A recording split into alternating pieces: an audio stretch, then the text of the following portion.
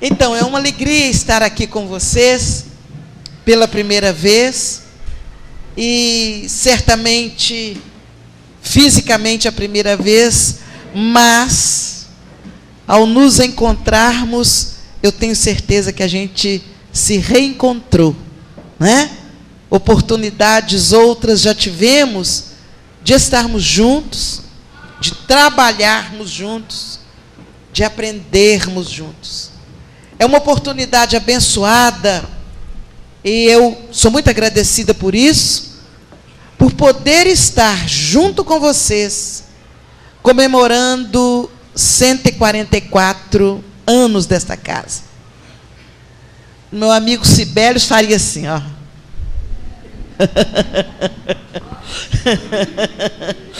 Vocês devem conhecer o Sibelius. Sibelius, depois eu falo nele. Mas alguns aqui hão de se lembrar de uma criança que com 4 anos, que era considerada excepcional, limitada fisicamente, a mãe saiu, ele tinha 4 anos, se arrastava no chão, e quando ela saiu, foi fazer compra, ele se levantou, foi para o piano e tocou a primeira música. Aí o vizinho falou: não, dona fulana está recebendo alguém, é um artista, um virtuoso que está ali. E ele tocou. E aí, quando ela chegou, o vizinho falou: mas quem é que a senhora recebeu na sua casa? Olha só como é que eu comecei tudo errado, hein? Não era isso que eu ia falar, mas vamos por aí, vamos embora. Então, quando ela falou: não tem ninguém. Tem, ouve. E ela falou: mas é mesmo. E eles entraram, os dois correndo, estava ao piano, a criança de 4 anos, tocando. Isso foi parar na Rede Globo, aquela coisa toda. E o tempo passou, e aquela criança foi cada vez mais desenvolvendo, e um dia eu recebo um telefonema lá em casa: olha, o Chico tem pedido para que o movimento espírita, na medida do possível, dê apoio aos Sibelius. Eu falei: mas meu Deus, eu não tenho nem que estudar as obras básicas, não? Tem que dar apoio aos Sibelius. E a pessoa disse: quando ele em espírito estava com medo de reencarnar, porque ele foi o mesmo Sibelius, compositor do passado, ele se manifestou em Uberaba, e Chico o convidou, o incentivou a reencarnar. Ele estava com medo de fracassar nos mesmos pontos que ele tinha fracassado da outra vez, na área da facilidade financeira, do convívio com mulheres, que é muito natural, era muito natural naquela época, dos grandes artistas. E o Chico disse para ele: pode vir, eu te prometo que nós vamos lhe dar apoio. E quando ele chega numa determinada idade, chegou a hora do apoio. E aí a gente começou: recebe Sibelius aí, tal e coisa.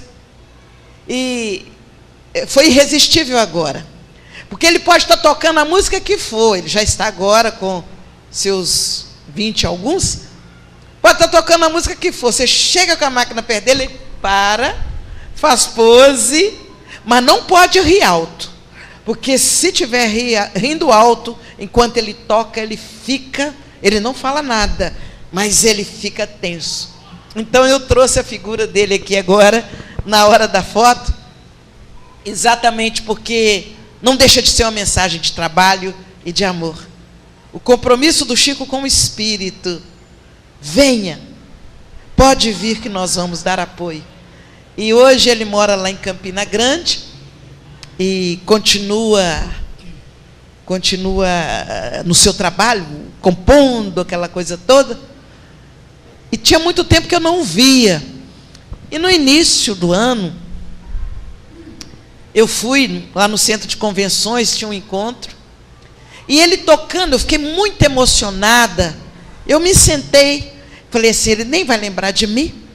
Tudo bem. E ele terminou aquela música e ele disse assim: agora eu vou tocar uma música, uma composição que eu fiz quando uma pessoa que está aqui no auditório me levou pela primeira vez a Pedro Leopoldo, onde eu conheci a casa de Chico e as irmãs de Chico. Essa música eu estou tocando para José. Eu quase desmontei de alegria, não é? E é uma prova muito linda da reencarnação. Nos dá o consolo, a importância do trabalho, e nos mostra como devemos respeitar aqueles que convivem conosco, crianças, adolescentes, adultos, porque a gente nunca sabe que espírito é aquele e qual foi o compromisso que fizemos com eles nas nossas reuniões mediúnicas, ou nos nossos sonhos, ou nos nossos desdobramentos, né? Então, nessa pequena história, que não era por aí que eu ia começar, mas escapou, certamente eu deixo aqui a minha homenagem aos espíritos amigos, ao nosso querido Chico, nosso incentivador, nosso não é meu não, nosso incentivador constante à prática do bem e à prática da caridade. Mas falar numa ocasião como essa, em que uma casa espírita comemora 144 anos, a gente pensa que nós estamos apenas cumprindo uma formalidade. A formalidade de, afinal de contas, é o aniversário da casa, nós não podemos deixar passar em branco. Mas Allan Kardec, na Revista Espírita, há um momento em que ele faz um comentário muito importante. Comemorar aniversários das instituições não é uma mera formalidade.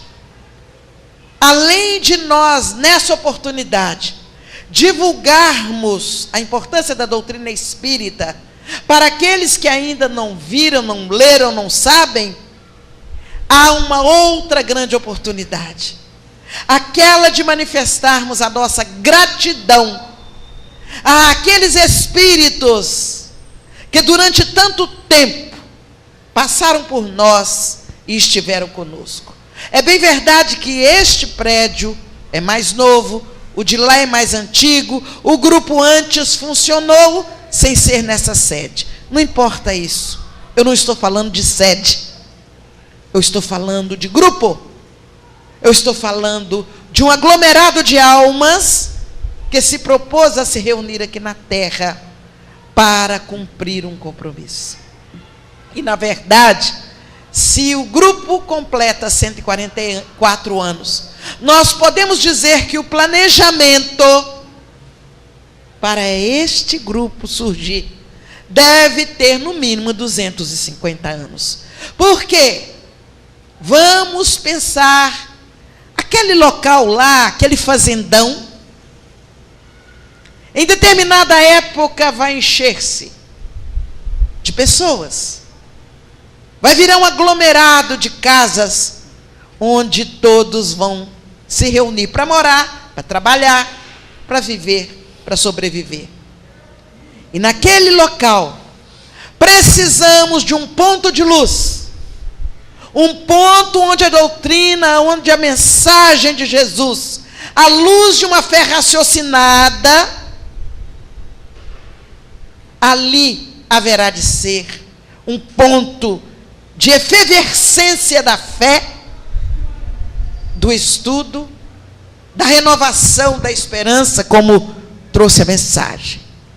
Então vamos pensar quais serão os espíritos que, na época, por um acaso agora, numa época em que estará passando por uma transformação a terra, quais serão os espíritos que estarão lá?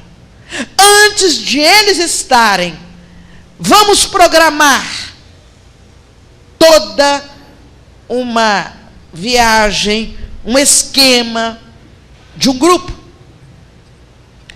comprometidos com o bem e com a paz, e que haverão de ter forças para lutar, para manter este ponto de luz, irradiando energia, fé, esperança por toda a região. Então, certamente há mais de 200 anos se pensou no grupo. E aí vem renasce lá, sei lá onde, talvez no sul, talvez no norte do Brasil. E por algum motivo, uma necessidade, sem saber por quê, vem parar no Rio de Janeiro. E aqui, por qualquer motivo, encontra com outro. Ainda não são os que vão fundar o grupo. São aqueles que serão os pais dos que vão fundar o grupo. Olha o planejamento. Porque aqueles que vão fundar o grupo precisariam ter como suporte pais fortes, pais leais a Deus, pais confiantes em Jesus, comprometidos com o bem, independente da religião, que pudessem passar para seus filhos princípios de coerência com o bem e com a paz. Então vejam o planejamento. Eles renascem, crescem, não querem nem sabem o que é doutrina, e bate cabeça aqui, bate cabeça ali, de repente conhece a doutrina. Ouve falar, se entusiasma, se interessa, e começa o pontinho de luz. A luz assim, oscilante ainda. Aquele grupinho pequeno. E aos poucos, o grupo vai, se fortalece. Gente, não é fácil manter por 144 anos a chama do amor e do trabalho acesa. Não é fácil. Vem processos obsessivos, tempestades, lutas, intrigas, dificuldades, melindres. Mas a verdade e o bem supera tudo. É maior. E a tempestade passa, os melindres, as vaidades, as intolerâncias, e a chama permanece. Então, comemorar 144 anos é reconhecer que fomos honrados com a oportunidade de também fazer parte desse grupo. De aqui estarmos para, ainda que seja por um dia, por uma noite, mas de deixarmos aqui a nossa contribuição vibratória para que o grupo permaneça com o seu compromisso, que na minha maneira de entender, só agora, começa a se explicar diante do planejamento maior, começa a se explicar com o seu objetivo. Você vai falar assim, você está chamando o grupo de que ele está atrasado? Não, é porque tudo tem sua hora. Até aqui foi ensaio. Ensaiamos a prática do bem. Ensaiamos a tolerância. Ensaiamos a vivência do amor e da caridade. Ensaiamos um monte de coisa. Agora, no momento decisivo que a Terra atravessa, que não é surpresa para ninguém, um momento de definições, em que começa a fazer aquilo que está anunciado no Evangelho. Começa a haver uma separação discreta, amorosa, fraterna, dos que estão destinados a permanecer levando à frente o compromisso, e daqueles outros que precisam de um tempo maior. E por isso, para que eles nesse tempo maior possam se preparar mais adequadamente, eles serão levados para ambientes adequados com a condição evolutiva deles. E aí eu falo assim, eu não quero começar tudo outra vez. Ter que vê uma pedra, bateu a pedra na outra, descobriu o fogo. Ai, não, eu quero ficar aqui tão gostoso, luz elétrica. Não, me deixa na terra. Mas para eu ficar na terra, eu tenho que me transformar.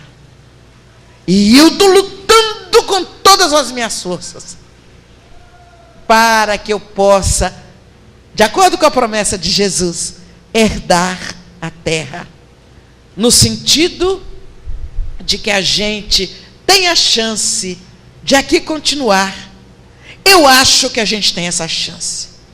Porque a maioria aqui, para chegar aqui, deixou de ver o último capítulo do Eita Mundo Bom hoje, para estar aqui hoje.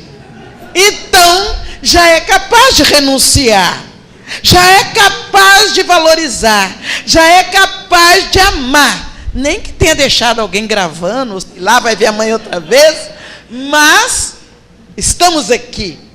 Eu brinco assim, mas na verdade nós já somos capazes de optar pelo bem. Quando em outras épocas a gente se reunia para planejar o mal.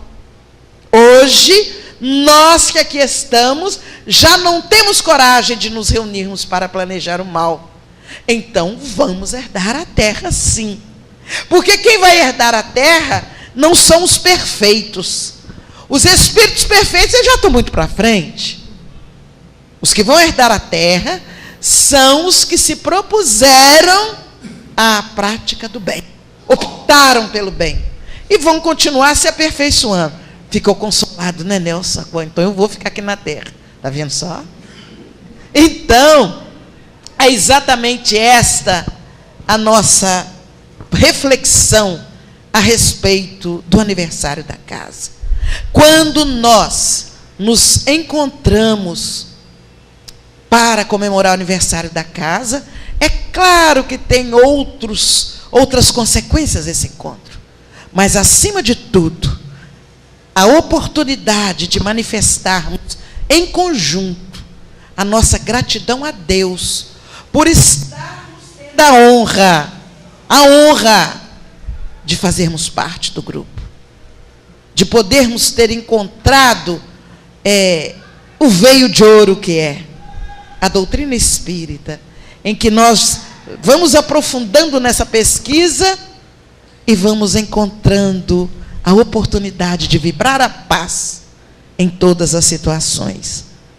Cumprimento então, abraço então cada um de vocês por esse aniversário, por esses 144 anos, e peço a Jesus que possa oferecer a vocês todos muita força, não a força física também, mas a força espiritual, a força moral, de poderem, em qualquer circunstância, terem condições, discernimento, de optar pelo bem e ter a força de manter-se ao lado do bem, que não é fácil. Então, que possamos assim, com essa pequena reflexão, nos sentirmos felizes pelos 144 anos desta casa. Mas corriu o dia 24 de agosto. 24 de agosto de 410. Naquele dia, havia em Roma uma vibração de medo muito grande. De um lado, Alarico, junto com todos aqueles componentes, os visigodos, voltados para a violência, buscando conquistar cada vez mais espaço. Estavam eles, naquele 24 de agosto de 410, reunidos numa parte elevada da cidade de Roma, nas cercanias de Roma, esperando o momento certo, o comando de Alarico, para invadirem a cidade. Alarico, segundo afirmativas de Chico Xavier, ele teve o mesmo espírito. Ele reencarnou primeiro como alarico, viveu um período, passou, desencarnou e reencarnou novamente com o mesmo nome, alarico. Alarico II. E às vezes a gente acha que nome é nome. Aí a gente procura aqueles nomes pomposos. A gente não percebe que há uma ligação magnética do nome ao espírito que vai receber aquela denominação. E Alarico, então, Alarico II, em 410, 24 de agosto, aguardava o momento para descer. Mas tinha um outro homem, 56 anos, bispo de Hipona, chamado comumente de Santo Agostinho. Ele estava ali, ansioso, preocupado. Eu não posso ficar sem fazer nada, porque a notícia correra que daquela vez Alarico invadiria também os templos, porque era mais ou menos comum. Chegaram os invasores, todo mundo corria para as igrejas e se escondia nas igrejas. Ah, não, as igrejas eles não atacam. E Alarico fez correr a notícia: desta vez eu vou invadir também as igrejas. E aquele Agostinho ficou: mas como? Eu preciso fazer alguma coisa. As pessoas apavoradas, as crianças, os idosos.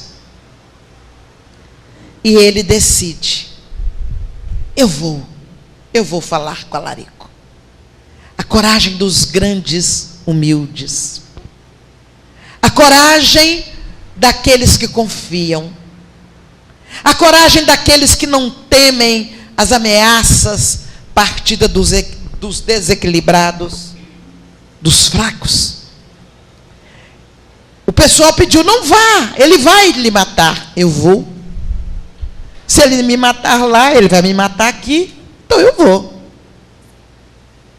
E ele vai. Ele vai, pede para falar com Alarico. Ele passa por entre um amontoado de soldados, visigodos de um lado e do outro, que fizeram um corredor para que ele passasse. E eles debocham dele, o provocam, cospem nele e jogam coisas nele, e ele vai, passo a passo. Imagina Agostinho, caminhando corajosamente, iluminado pela presença dos amigos espirituais, e ele vai, até chegar diante de Alarico II. Ao chegar diante de Alarico, ele ajoelha-se e pede que ele não invada os templos de Roma. Alarico solta uma gargalhada, debocha dele, cospe e manda-o embora.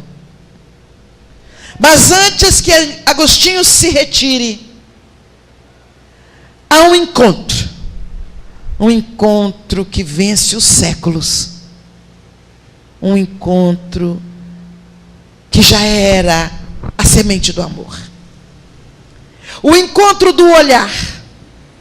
Os dois se olharam, Agostinho com piedade, lembrando de todos os ensinamentos de Jesus através dos evangelhos que ele tanto estudava. E Alarico, o olhar de deboche, o olhar de poder temporal, o olhar de prepotência. Os dois olhos se encontram. Agostinho saiu.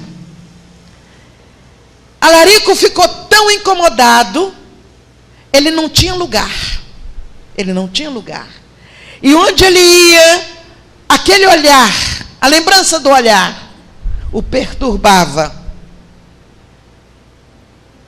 Narram os livros, as narrativas, que muitos não entenderam o que aconteceu.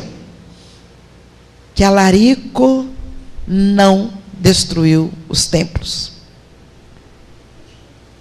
Pouco tempo depois, Alarico, depois de destruir Roma, ele no sul da Itália, o exército dele é destruído por uma tempestade, e ele, pouco depois, também ele morre. Agostinho desencarna 20 anos depois.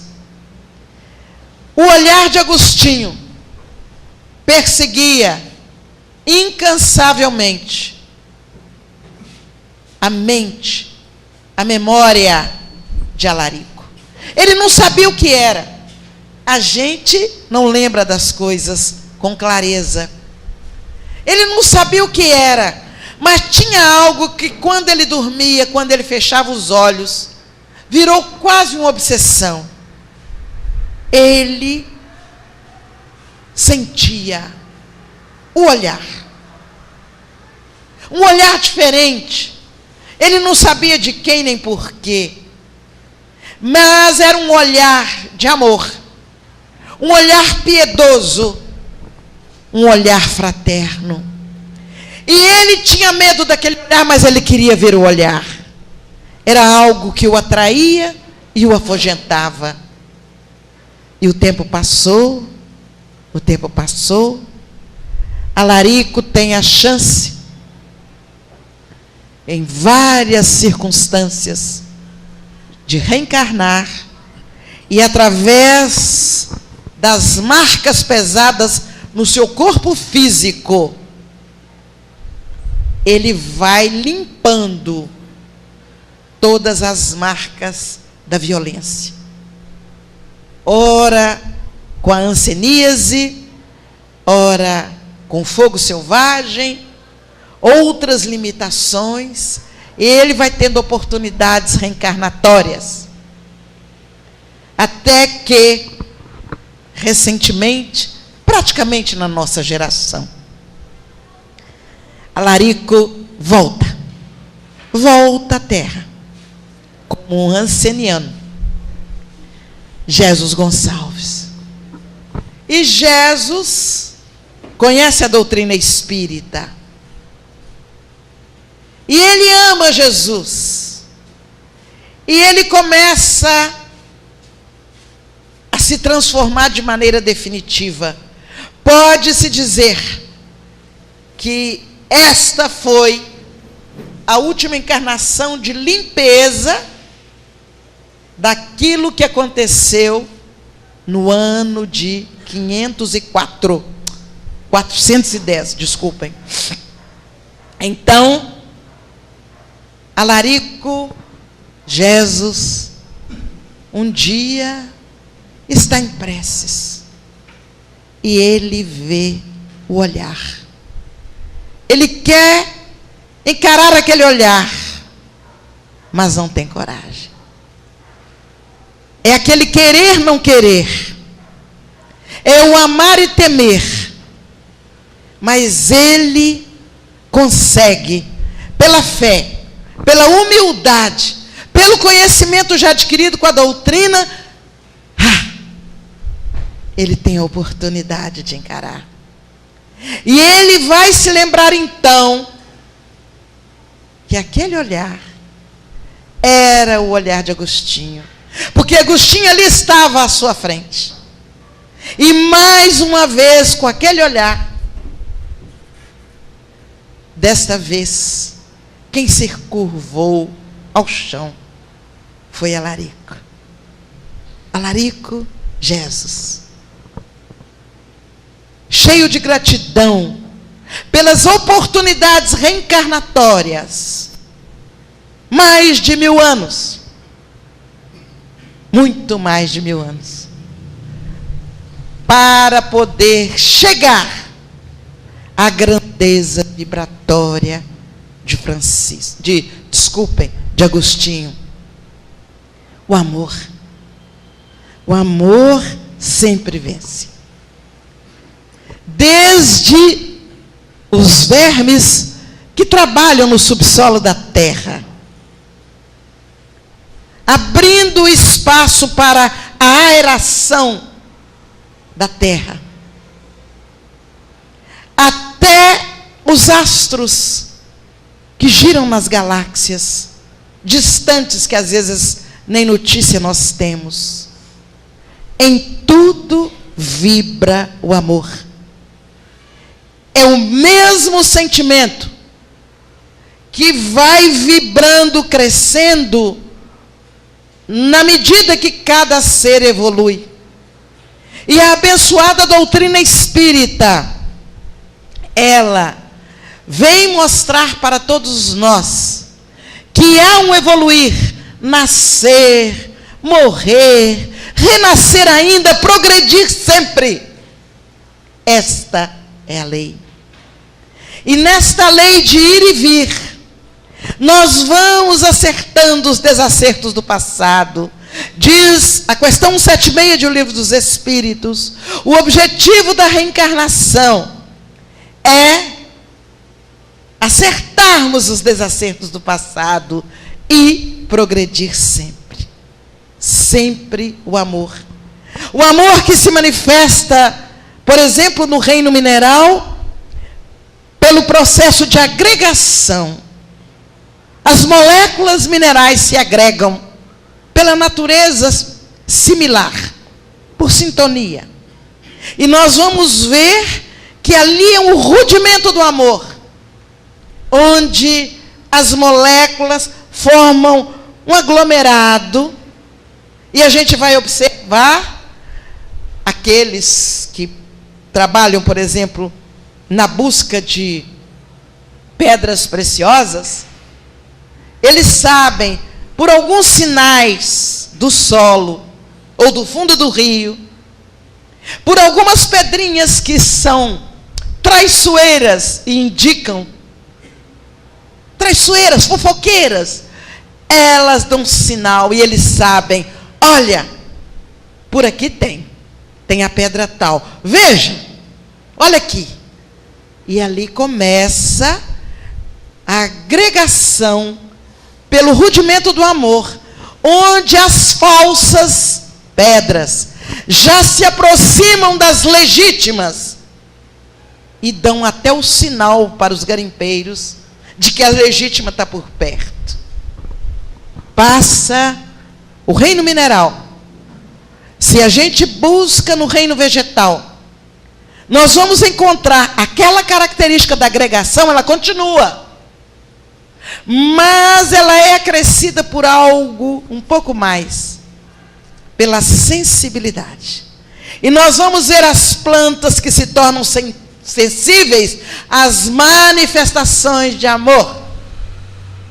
E aí alguém se lembra, é mesmo, quando eu converso com minha planta, parece que ela irradia, cresce e fica bonita.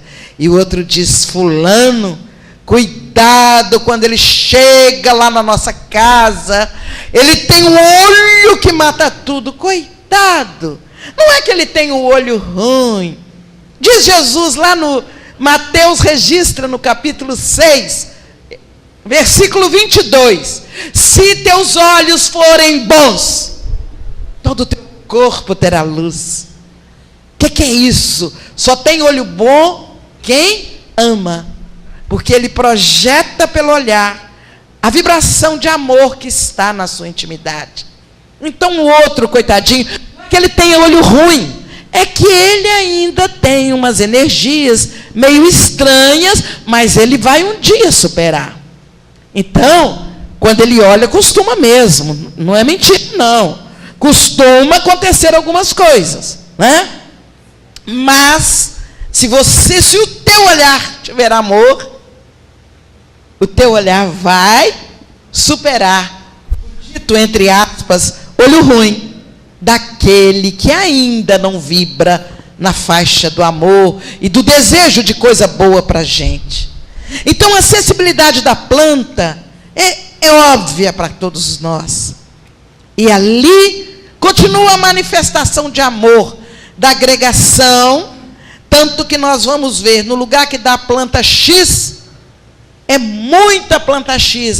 Tem a muda que se multiplica, a semente que se multiplica, e engraçado, as falsas daquela natureza, elas estão por perto também. Olha como o amor, como que ele fosse sempre como que, nessa etapa, ainda abafado, ou tentativa de abafar o amor, a partir daquilo que ainda não é o verdadeiro. E o amor vai, o amor progride, a pessoa caminha, caminha, caminha, lá vai aquele princípio renascer, vamos chamar de renascer, num outro reino, no reino animal. Aí já teve aglomeração, já teve a sensibilidade, lá vem o quê? O instinto, que é uma manifestação de amor. Ainda numa área muito material, mas é um rudimento do amor. E o amor progride. E o espírito, ou o princípio, que ainda é princípio, ele caminha. E é um momento em que esse princípio inteligente, ele embarca para a condição humana. E quando ele chega na condição humana, ali ele vai encontrar a possibilidade do livre-arbítrio, através da razão que agora ele já possui, para ele optar pelo bem. Ah, mas esse princípio, que agora é espírito, que tem condições de, usando a razão, optar pelo bem, ele se distrai, ele se encanta. E se antes o princípio evoluiu pela força da caminhada da natureza, chega no ser humano, nós optamos muitas vezes pelo equívoco, pela vaidade, pelo egoísmo. Isso é meu, fulano não tem direito, deixa eu ficar com isso aqui, eu vou esconder, porque senão ele vai querer. Ou então ele está com fome, mas é direito meu, eu vou lá pegar. E a gente vai, às vezes, avançando, como a Larico fez, se achando o Todo-Poderoso, o proprietário das vidas, de tudo, de todas as conquistas que ele tinha feito. Então, vem, entre as várias leis divinas, a lei da reencarnação. E agora, com clareza, aquele espírito que optou pelo equívoco, usando a vontade, usando o conhecimento, usando a dor que o incomoda pelos erros que cometeu, através da lei de causa e efeito, ele vai buscando condições para evoluir. E nessa busca das condições para evoluir, aquele amor que vibrava aglomeração lá no reino mineral, e que veio progredindo, vibrando o amor, agora estimulado pelo conhecimento, pelo livre-arbítrio, pela razão, pela vontade, nós começamos a ter a chance de optar verdadeiramente para o amor. E aí começa a nossa jornada, muitas vezes de dor, de provas, de dificuldades, onde nós estaremos limpando o nosso perispírito, através da ação da lei de causa e efeito, e o amor vibrando, nos estimulando a respeitar, nos estimulando a tolerar. Porque quantas vezes você olha para uma pessoa, você tem um arrepio, ai, não, é o passado que grita, é o passado. mas o amor está à sua frente vibrando. Ame, supere, haja em favor da sua própria evolução, supere as dificuldades, os melindres, as antipatias, as intolerâncias. Perdoa, perdoa sempre. Ah, mas perdoar, não vou não, porque você não sabe o que fulano me fez. Não tem que saber no sentido de valorizar a sua dor, porque aquele que te faz sofrer hoje é um abençoado instrumento da vida para ajustar os equívocos do passado. Por mais que lhe doa a ação dele, uma traição, uma calúnia, uma mentira, sei lá, o que ele possa ter feito, ele, na verdade, não precisava ter feito, porque Jesus disse que é necessário o escândalo, mas ai daquele que for instrumento de que esse escândalo aconteça. Mas ele vai acertar lá o que ele fizer conosco. Mas a nós outros cabe a abençoada oportunidade de agradecer a sua ação, porque é ele que está abrindo caminho para que você trabalhe a sua humildade, o seu silêncio tolerante, a sua capacidade de orar por aquele que te ofendeu, que te humilhou, que te maltratou, a capacidade de não falar daquela pessoa com o outro, para que o outro não saia multiplicando o mal.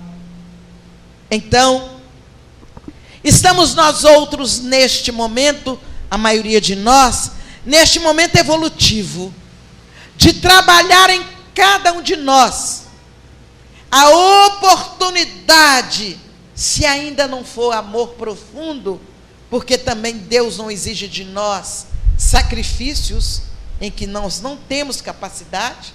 Todas as vezes que eu não tiver capacidade de alguma coisa, se eu tentar fazer, eu estou me sacrificando. Então, ele não exige sacrifícios. Pode ser que eu ainda não consiga amar plenamente. Pode ser que de vez em quando eu olho, oh meu Deus, lá vem fulano, dou uma respirada assim, oi, e viro. E eu não aguento ficar olhando no olho dele. Tem isso. De vez em quando a gente não aguenta olhar no olho do outro. De vez em quando a gente não aguenta ficar perto da energia do outro. De vez em quando a gente tem vontade de sair de uma tarefa, porque a gente não está aguentando nem o tom de voz do outro. Aí você quer mudar. Mas este é o momento de optar pelo bem. E esta é a oportunidade que a Casa Espírita nos oferece, de entender por que nós estamos fazendo isso. Não foi à toa que Kardec tomou do filósofo Rousseau o triângulo importante para todos nós espíritas: trabalho, tolerância e o que é mesmo outro? Não. Trabalho, tolerância e eu esqueci também? Será que eu esqueci? TST. Trabalho, tolerância, o que é o S? Solidariedade. É o triângulo que Kardec pegou de Rousseau e trouxe para a doutrina espírita como base. Trabalho, tolerância e solidariedade. Nós temos chance de trabalhar principalmente com a família a tolerância. Aguentar o marido que ronca, ou a mulher que dá aqueles roncos, que a cama até treme. Aí os outros estão aí tentando inventar máquinas, não sei o quê. Agora arrumaram uma espécie de um elástico que põe assim, fecha a boca do... Vamos ver se agora ele ronca, né? Oportunidade de tolerar. Quantas famílias se separaram por causa do ronco? Mas é oportunidade de aguentar o outro. Ah, José, mas porque você não dorme com um que ronca, que senão você também não aguentar? É capaz. Eu não estou falando que é para viver eternamente aguentando ronco, mas leva o pobre do homem no médico, gente. Ou a mulher, vai lá no médico, vamos achar um jeito. Vamos fazer, vamos pôr uma máquina, vamos operar, qualquer coisa. Mas eu te amo eternamente. Mentira, ainda não amo, mas amo. Vamos fazer um exercício de tolerância. É isso que a família nos oportuniza, né? Aquele irmão que veste a camisa da gente, ele é tão atrevido que ele pega até a cueca do irmão, usa a cueca, depois deixa a cueca usada lá no lugar, a hora que ele vai, minha cueca está suja. Essas coisas que qualquer família passa por isso. Eu não estou falando nada demais, nenhuma aqui deixou de passar por experiências tais. O pedaço de carne que a mãe deixou para a gente e que o outro chega sorrateiro e come. A hora que você vai lá achando que é pedaço de carne, está lá o irmão, ou o pai, ou sei lá quem, né? Momentos de exercitar a tolerância, né? Exercitar aquela colaboradora do lar que está cansada, ela pega assim a vassoura e joga por baixo do tapete, estica o tapete bonitinho. Você chega, acha a casa limpa, por qualquer motivo você esbarra o pé, está lá o lixo todo debaixo do tapete. Tolerância é a oportunidade que temos quando a gente sai de casa e que vai para outros locais. Nós já temos o hábito iniciado de tolerar. Aí a gente vai lá para a empresa, vai para o trânsito e já começamos num processo de autoeducação, né? De mudança de hábitos, porque nós começamos em casa a tolerância. O trabalho nós vamos exercitar principalmente na sociedade, no dia a dia, em benefício um do outro, né? Buscando prestar serviço para o outro. E aí vem o trabalho, que é uma lei divina, e que Kardec toma como uma das bases desse triângulo.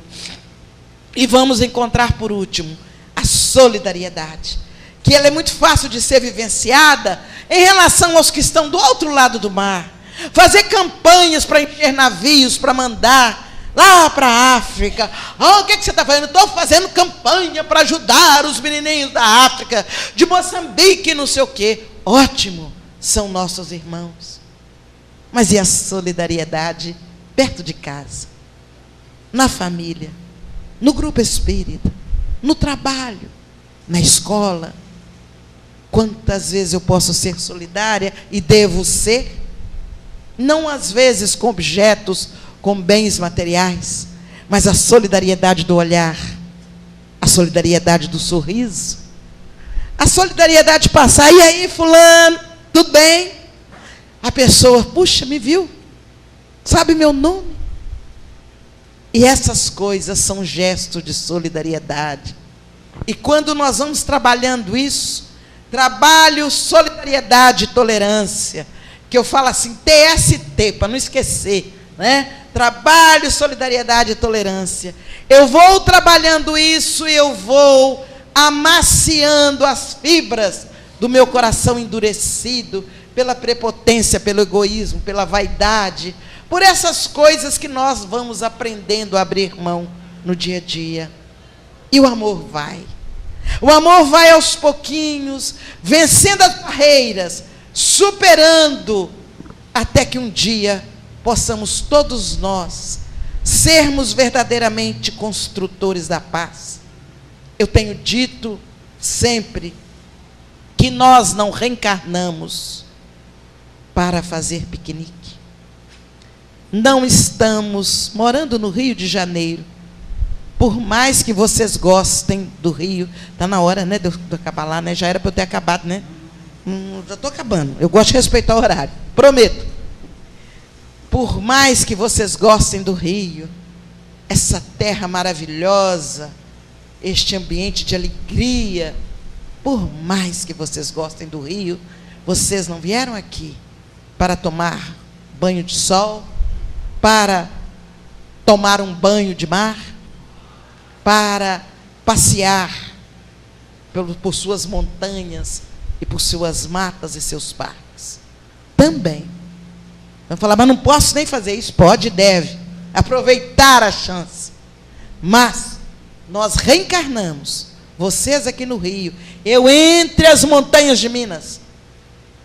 A gente reencarnou no lugar onde o compromisso nos chamou. E isso é muito sério. Estamos aqui, por exemplo, nessa região no Rio, por que aqui não do lado de lá? O compromisso nos chama aqui. Os espíritos com os quais temos compromissos, possivelmente a maioria está aqui. Se não forem os espíritos com os quais eu contraí compromissos, porque eles já evoluíram, no exemplo, outros que estão na mesma faixa de dor que eu causei àquele que já evoluiu, eles ocupam o lugar para me dar a chance de crescer. Então, é preciso que eu entenda isso. E na medida que eu entenda, que eu passe a amar, que eu passe a respeitar, que eu passe a tolerar. Quando eu comecei contando a pequena história de Sibelius, assim foi algo que eu não segurei. Eu fico imaginando o compromisso de cada um de nós com uma alma que reencarna, um espírito que estava com medo de errar, de fracassar nos mesmos pontos, de voltar a gostar demasiadamente de dinheiro, de voltar a querer várias namoradas. Mas nós, com compromisso porque o Chico deu o nome dele, deu a palavra dele em nome dos que viriam sustentar o trabalho no movimento espírita nas várias regiões do Brasil. Para nós, não é simplesmente apoiar Sibelius porque o Chico pediu, mas é nós darmos apoio a um espírito que estava com medo de reencarnar e fracassar, nós darmos um apoio para ele não fracassar. Ué, mas eu tenho que ir atrás de Sibelius lá em Campina Grande para fazer isso? Não. Além da prece por ele, vamos apoiar o que está ao nosso lado para ele não fracassar na sua reencarnação. Vamos respeitar a condição em que ele está. Fechando mesmo, esse é para fechar. Estava o Chico, nosso querido amigo, em Uberaba, conversando com 3 pessoas numa esquina. E lá vem o caminhão de lixo. Lixo! Lixo! Ele parou, ele olhou, e aquele negro, rindo, que só via a claridade dos seus dentes. Eita, Chico! Chico parou, pediu licença, atravessou a rua e foi conversar. Aqueles 3 ficaram, mas o Chico nos deixou aqui e foi conversar com ele. O que será? Quem será? Aí vem a curiosidade para saber as histórias, os processos. Chico conversou e riu e voltou com aquela simplicidade dele. Ele sabia a vibração de curiosidade daqueles 3. E ele diz, sabe, aquele que ali está, ele é um espírito elevado. Quando estavam planejando a minha vinda à Terra, quando chegou naquele ponto de que eu teria um trabalho final nesta reencarnação, na cidade de Uberaba, levantou-se a preocupação com os espíritos que estariam tentando complicar o trabalho através dos processos obsessivos, das vibrações inadequadas. E aí, aquele que organizava e que conduzia o planejamento, ele disse, vamos precisar de uma equipe de limpeza psíquica dos miasmas que estarão circundando a cidade, para facilitar o trabalho do Chico e de toda a equipe que estará com ele. E foram então levantar os voluntários. Ele foi o primeiro que se levantou. Eu vou. Ele é o responsável pela equipe de asepsia espiritual de Uberaba. Mas para ele ficar ligado à tarefa espiritual dele, ele pediu a permissão para ele vir como lixeiro e correr as ruas de Uberaba,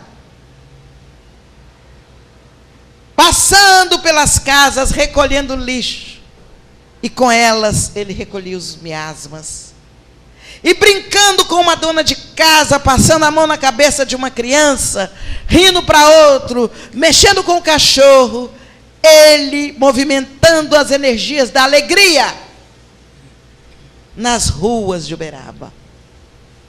Espírito superior que voluntariamente reencarnou para ser da equipe de asepsia da cidade de Uberaba. Oh, meu Deus! Nós precisamos começar a pensar com mais gratidão em tudo que acontece à nossa volta. Não reencarnei para brincar, para fazer piquenique. Eu não sei aquele que me irrita, que está do meu lado, o que ele é, para que ele veio. Para desenvolver o que em mim? Me ajudar a evoluir onde?